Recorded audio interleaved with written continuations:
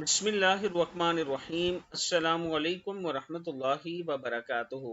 कुर्बानी का जानवर कैसा होना चाहिए और कुर्बानी के जानवर की उम्र कितनी होनी चाहिए, आज हम इस वीडियो में आपको बताएंगे कि कुर्बानी के जानवर की उम्र कितनी होनी चाहिए, कैसा होना चाहिए और कैसे जानवर की कुर्बानी नहीं होती।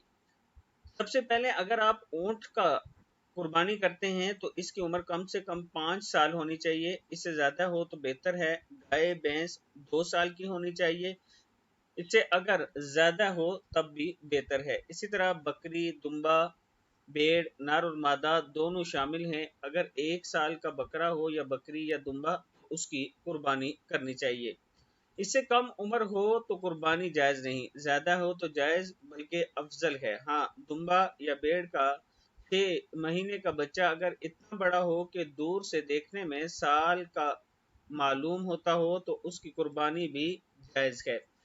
इसी तरह अब 4 किस्म के जो जानवर हैं इनकी कुर्बानी जायज़ नहीं। रसूल अकरम सल्लल्लाहु अलैहि वसल्लम ने इरशाद फरमाया, 4 किस्म के जानवर कुर्बानी के लिए दुरुस्त नहीं। नंबर 1, काना, जिसका कानापन जाहिर है, यानी अंधापन जिसका जाहिर हो। बीमार, जिसकी बीमारी जाहिर हो, पता हो कि ये जानवर बीमार है। लंगड़ा, जिसका लंगड़ापन जाहिर हो, मतलब चलते हुए लंगड़ाता हो, माजूर हो, उसकी कुर्बानी भी जायज नहीं। ऐसा लागिर जिसकी हड्डियों में मग्ज ना हो और बहुत ज्यादा कमजोर और लागिर जानवर, उसकी कुर्बानी भी जायज नहीं है।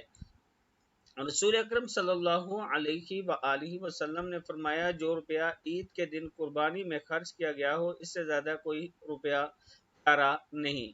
अल्लाह ताला हम सबको इस पर अमल करने की तौफीक अता करे।